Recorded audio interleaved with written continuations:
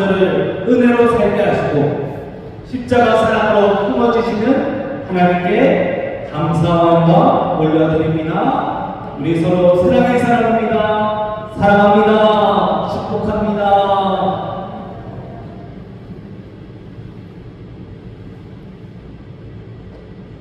우리가 살아가고 있는 이 세상에는 전쟁과 싸움이 끊이지 않습니다.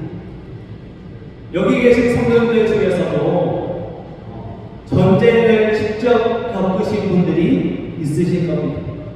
그 참상, 그 잔인함 누구보다 잘 아시는 분들입니다. 지금도 러시아와 우크라이나의 전쟁이 1년이 넘게 지속이 되어서 많은 어려움이 다가오고 있고, 우리가 선교하고 있는 남수단과 케냐 지역에서는 부족 간의 전쟁이 끊이지 않습니다. 특별히 우리가 선교하고 있는 남수단, 이름부터 북수단과 남수단이 나뉘어져서 전쟁이 벌어지고 있다는 것을 알 수 있고, 특별히 우리가 선교하고 있는 김재웅 선교사님 선교 지역은 난민 지역입니다. 우간다에 있는 남수단의 난민들이 모여있는 곳에서 선교를 하고 계십니다. 난민이 있다는 것은 그들이 전쟁으로 집을 잃었다는 것이고, 그 사역에 기약이 없다는 것은 그들의 전쟁이 계속되고 있다는 것입니다. 그리고 그 전쟁의 이유, 그 나라의 평화를 위해서라고 말합니다. 그들은 상대방을 이겨서 힘으로 완성된 평화를 꿈꿉니다. 그러나 세상의 평화는 금방 깨어지기 쉽습니다. 세상은 전쟁을 끝내기 위해 협상을 벌입니다. 평화를 약속하는 협상이지만 결국 협상은 다시 깨어지고 전쟁으로 이어지게 됩니다. 평화를 위해 전쟁을 벌이지만 남은 것은 상처밖에 없습니다. 우리나라 전쟁도 마찬가지였습니다. 남과 북이 나뉘어져서 전쟁을 벌이고 서로 평화를 이야기하고 가장 좋은 체제를 이야기했지만 남은 것은 아픔이었습니다. 아무도 평화롭지 않고 의미 없는 약속만이 남은 가짜 평화입니다. 지금 우리나라 대한민국은 가장 오랫동안 외세의 침략이었고 나라 안에서도 전쟁이 없는 시기를 보내고 있다고 합니다. 그렇다면 지금 우리나라는 평화로울까요? 성도님들을 생각하기에 우리는 평화로운 삶을 살고 있을까요? 외세의 침략이 없고 전쟁은 없지만 평화롭다고 말하는 사람은 잘 없을 것입니다. 여전히 우리는 전쟁과 같은 삶을 살고 있습니다. 그 이유는 바로 오늘 21절 말씀과 같이 악한 행실로 멀리 떠나 서로 원수가 되었기 때문입니다. 죄로 말미암아 우리는 하나님과 원수가 되었습니다. 우리는 세상이 주는 모든 것을 사랑하며 살아갑니다. 그러나 야고보서 4장 4절에 분명히 선포합니다. 세상과 벗이 되고자 하는 자는 스스로 하나님과 원수가 되는 것입니다. 하나님과 평화를 이루지 못하면 우리의 삶에 진정한 평화가 있을 수 없습니다. 하나님과 평화를 누리지 못하는 사람은 다른 사람과도 평화를 누리지 못합니다. 지금 우리가 살아가는 이 시대에 이혼이 증가하고 아동학대가 난무하며 어른은 더 이상 공경하지 않습니다. 이웃 간에 할부림이 나기도 하고 직장 내에서도 서로를 적대시하고 있습니다. 사람과 사람 사이에 평화가 깨진 시대입니다. 하나님과의 평화가 없는 시대에 다른 누군가와의 평화를 누릴 수 없습니다. 이러한 세상에 평화를 주시고자 하나님과 원수된 우리에게 하나님과 화목하게 하고 진정한 평화를 누리게 하시려고 예수님이 이 땅에 오셨습니다. 이 세상에 평화를 이룰 수 있는 십자가가 절실히 필요합니다. 십자가는 우리에게 하나님의 끊을 수 없는 사랑이기도 하면서 우리를 위한 화해와 평화의 도구이기도 합니다. 오늘 말씀을 통해 십자가를 통해 하나님이 이루신 평화를 깨닫게 되기를 소망합니다. 그리고 그 평화를 이 세상에 전해서 온 세상이 평화롭기를 소망하고 축복합니다. 하나님은 우리를 향한 사랑을 먼저 시작하신 분입니다. 그 사랑으로 우리는 하나님의 원수에서 자녀가 되었습니다. 우리가 하나님의 원수였을 때는 악한 행실을 아무렇지 않게 행하며 살았습니다. 악한 일을 행하면서도 그것이 죄인지도 모르고 살았고 죄가 익숙한 삶을 살았습니다. 그런데 이제 우리는 하나님의 자녀가 되었습니다. 할렐루야.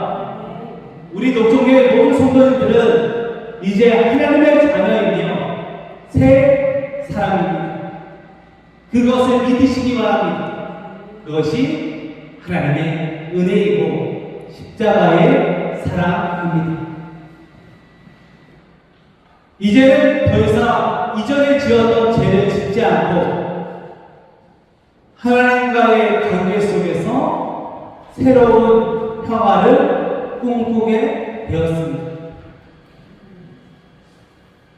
하나님과의 관계가 변해서 이제 삶이 변화되었습니다. 우리는 이제 이전에 누릴 수 없었던 평화를 누릴 수 있게 되었습니다. 사실 하나님과 인간 사이에 평화는 꿈꿀 수 없는 것이었습니다. 하나님은 거룩하신 분입니다. 우리는 죄인입니다. 그래서 친밀한 교제가 일어날 수 없습니다. 그리고 사람이 먼저 하나님께 다가갈 수도 없습니다.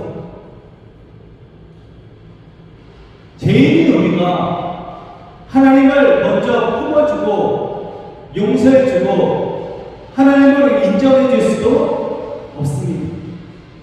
잘못한 사람이 상대방에게, 잘못을 범한 상대방에게 내가 먼저 괜찮다고 할 테니 우리 서로 사이좋게 지냅시다 라고 말할 수도 없습니다.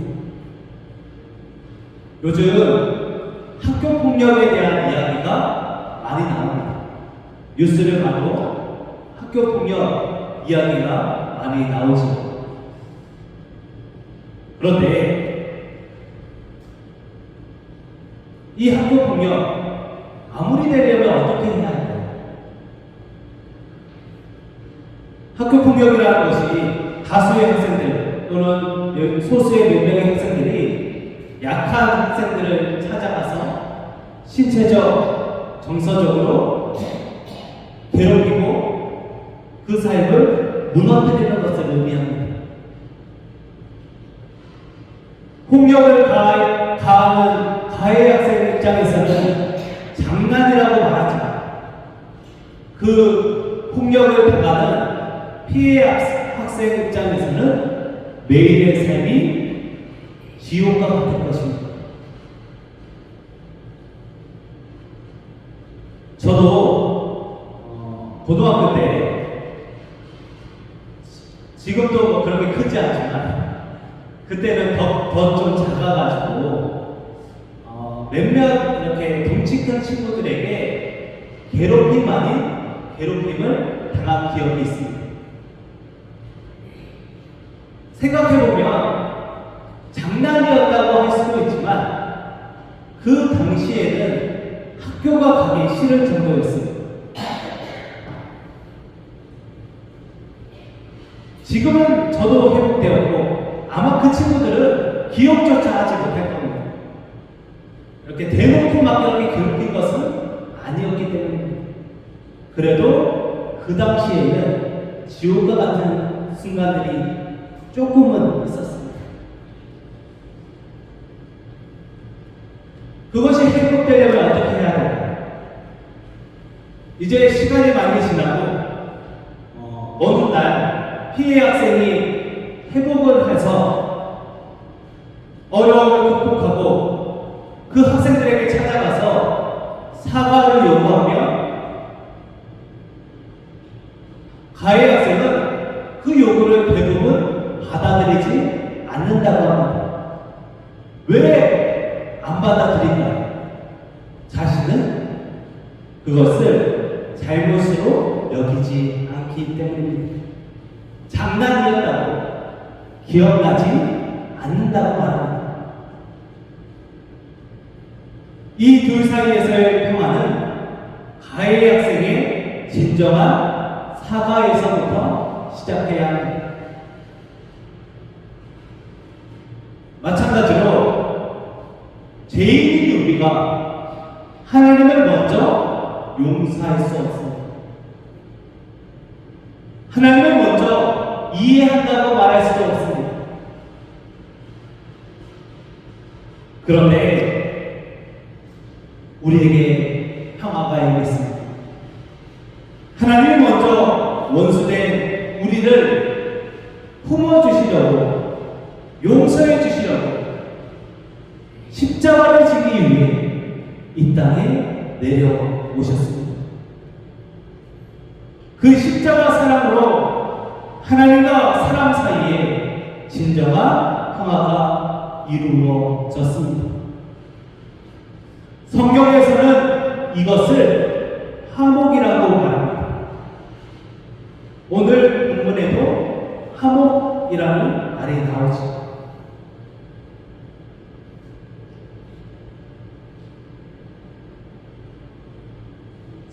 화목하다라는 말은 기본적인 의미로 교환하다라는 말을 의미하고 있습니다. 그 말을 가지고 있습니다. 이 단어는 성경시대에 시장에서 상품을 교환할 때 사용되었다고 합니다. 서로 1,000원짜리 지폐를 주면 1,000원짜리 값어치의 물건을 주는 것. 이것이 교환이라는 의미이고 똑같은 의미로 화목이라는 단어로 사용되었습니다. 인간의 죄의 문제를 해결하기 위해서 하나님과 사람 사이가 화목하게 하기 위해서는 교환이 이루어져야 합니다.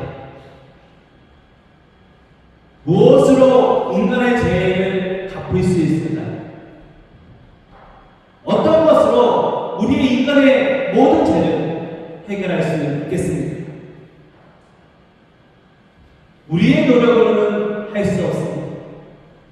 바로 예수 그리스도의 십자가 그 은혜답게 그 죄를 해결할 방법이 없습니다. 사람과 하나님 사이의 화목은 사람이 먼저 시작할 수 없습니다. 하나님이 시작하셔야 합니다. 하나님은 우리와 화목하게 되기를 원하셨고 그 방법으로 그리스도의 십자가를 사용하셨습니다. 아들을 십자가에 달려 죽여서라도 우리의 죄의 문제를 해결하고 우리와 화목하여 평화를 이루고자 하신 분이 바로 하나님이십니다. 우리가 상상할 수도 없는 원수를 위해 자신의 모든 것을 내어놓는 방법으로 평화를 이루셨습니다. 그렇게 우리에게 평화가 주어졌습니다. 하나님이 평화를 시작하셨습니다. 하나님이 지금도 우리와 평화롭게 지내기를 원하십니다. 내 삶 속에 혹시라도 세상 속에서 누리려 했던 평화의 시도를 사순절에는 한번 멈추어 보시기 바랍니다. 그리고 이제 하나님과의 관계 속에서 평화를 먼저 누리시기를 소망합니다. 하나님과 화목함으로 누리는 평화가 성경들의 삶 속에 회복되는 사순절이 되어서 그 평화가 내 마음에 내 삶 속에 차고 넘치시기를 주님의 이름으로 소망하고 축복합니다. 하나님은 이렇게 사랑과 화목의 도구로 십자가를 사용하였습니다. 예수님 당시 사람들에게 십자가는 화목의 도구가 아니라 저주의 상징이었고 사람을 이어주는 도구가 아니라 사람과 사람을 나누는 도구였습니다. 그런데 하나님은 그 십자가에서 예수 그리스도의 피 흘림으로 우리와 화목을 이루셨습니다.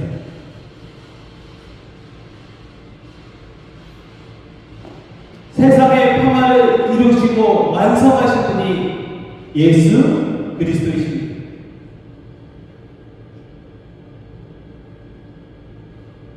죄의 문제는 간단한 문제가 아닙니다. 그냥 좋게 좋게 넘어갑시다 라고 할 수 있는 일이 아닙니다. 하나님은 거룩하신 분이기 때문입니다. 그렇다고 죄인인 우리가 먼저 하나님 이 정도 하고 그만하시죠 라고 할 수도 없습니다. 교회에서 자주 쓰는 말 중에 그냥 은혜로 넘어갑시다 라는 말이 있습니다. 서로 갈등을 일으키지 말고 좋게 좋게 넘어가자는 의미이지. 그런데 죄의 문제는 그렇게 좋게 좋게 해결할 수 있는 문제가 아닙니다. 그것이 하나님과 인간 사이의 죄라면 더욱 그렇습니다. 이것은 그냥 덮고 넘어가는 죄를 극복하고 이겨내야 합니다. 이 일을 위해 예수님이 십자가에 달리시고 피 흘리시고 우리의 죄의 문제를 해결해 주셨습니다. 하나님과 인간 사이의 죄의 문제는 한몫은 십자가에서 종결되었습니다. 이제 끝났습니다. 예수님이 십자가에 달려 죽으심으로 더 이상 죄의 문제는 문제가 되지 않습니다. 할렐루야. 우리에게 평화는 완성되었습니다. 이제 우리는 평화의 삶을 살면 됩니다. 무엇을 더하거나 뺄 필요가 없습니다. 예수님이 이 일을 위해 죄와 싸워 주신 것입니다. 제가 학교 다닐 때 고등학교 때도 작았으니 초등학교 때는 얼마나 더 작았겠습니까? 그래서 다른 친구들한테 이렇게 싸우면 이렇게 지기도 하고 저를 괴롭히는 친구들이 있으면 꼭 나서주는 사람이 있었습니다. 바로 저희 누나들입니다. 저는 누나들이 3명이 있다 보니 저 대신 학교에서 제가 좀 괴롭힘을 당하거나 좀 어려운 상황이 있으면 저를 위해 대신 나서주었습니다. 그래서 저는 학교에서 무서울 게 없었습니다. 제가 학교에서 조금 어려움이 있으면 바로 누나에게 찾아가서 그 누나가 제 문제를 해결해 주었습니다. 대신 싸워준 것입니다. 예수님도 우리의 죄의 문제를 위해 대신 싸워주신 것입니다. 우리의 죄의 문제가 단번에 해결될 수 있도록 더 이상 그것으로 말미암아 문제가 되지 않도록 이겨주신 것입니다. 그런데 세상의 싸움은 갈등으로 이어집니다. 예수님의 싸움은 평화로 이어집니다.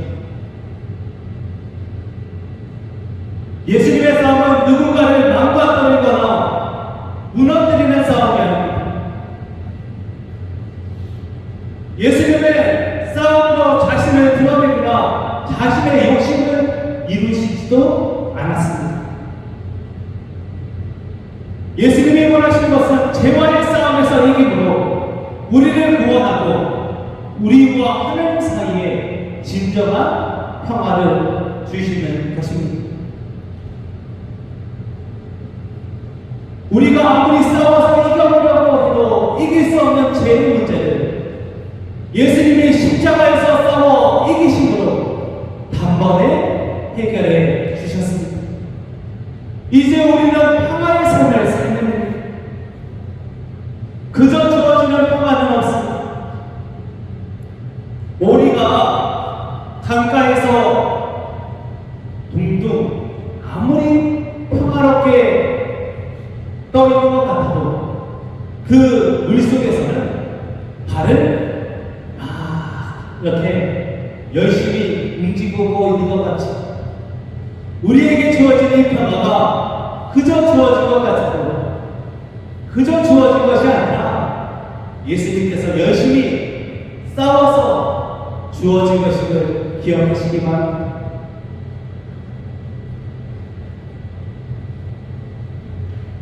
내게 주어진 평화에 대해 그저 주어진 평화가 아님을 기억하시며 감사를 고백하시기 바랍니다. 하나님과 우리의 화목은 그저 주어진 우연이 아니라 예수님의 희생입니다. 사순절을 보내며 내게 주어진 평화에 감사를 고백하며 평화의 삶을 계속해서 완전히 주어진 이 평화를 누리며 살아가시기를 축복합니다. 우리는 이제 평화를 누리는 사람들이 되었습니다. 평화를 누리는 사람들은 이제 다른 사람과도 평화를 누리며 살아가야 합니다. 성령님이 그 평화를 이룰 수 있도록 우리를 인도해 주실 것입니다. 우리가 그리스도인이라면 예수님이 십자가 죽으심으로 이 평화를 누리는 사람들이라면 세상 속에서 이 평화를 깨뜨려서는 안 됩니다.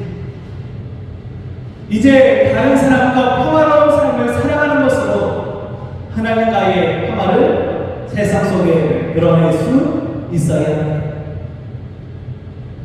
성경은 그리스도인들에게 모든 사랑과 더불어 화평함과 거룩함을 따르라고 분명히 명령하고 있습니다. 우리가 하나님과 화목한 가장 확실한 증거는 다른 사람과의 화목입니다. 하나님과 화목한 사람들이 모인 교회에서의 화목은 말할 것도 없고, 이제 세상 속에서 하나님과의 화목을 전하며 하나님의 평화가 세상에 임하도록 우리에게 맡겨진 죄와의 싸움을 감당해야 합니다. 사순절은 우리의 영성을 회복하는 시간입니다. 그런데 이 영성은 개인적인 것에서 머무는 것이 아니라 그것을 뛰어넘고 삶의 변화로 이어져야 하고, 내가 살아가는 모든 것에서 선한 영향력으로 나타날 수 있어야 합니다. 우리가 선한 영향력을 미치며 믿음 위에 서서 터 위에 굳건히 서도록, 그리고 우리의 삶이 평화롭도록 성령님이 도우십니다. 성령의 도우심으로 날마다 평화의 삶을 살아가시기를 소망합니다. 그리고 이제 평화를 세상 속에 전하는 사순절을 보내시기 바랍니다. 사순절이 다 지나고 부활절이 되었을 때 개인의 신앙이 깊어질 뿐 아니라 다른 사람과의 관계도 좋아져서 모든 것에 평화가 임하시기를 주님의 이름으로 축복합니다. 우리에게 주어진 평화 그냥 주어진 것이 아닙니다. 하나님이 우리를 사랑하는 마음으로 시작하셨고, 예수님의 평화를 완성하기 위해 십자가에서 죽으셨고, 성령님이 지금도 평화의 삶으로 인도하고 계십니다. 예수님이 우리를 위해 싸워주셨기에 우리는 믿는 것만으로 평화를 누릴 수 있게 된 것입니다. 이제 우리가 싸울 차례입니다. 교회 가더니 목사님이 싸움이나 붙이고 있다고 이렇게 하지 마시고, 이제 죄와 한번 싸워보시기 바랍니다. 그것으로 우리에게 평화가 임할 수 있습니다. 내게 주어진 평화를 지키기 위해 세상 속에서 믿음의 선한 싸움을 싸워야 합니다. 싸우되 제대로 싸우시기 바랍니다. 내게 주어진 귀한 평화를 성령님의 도우심 안에서 지키기를 소망합니다.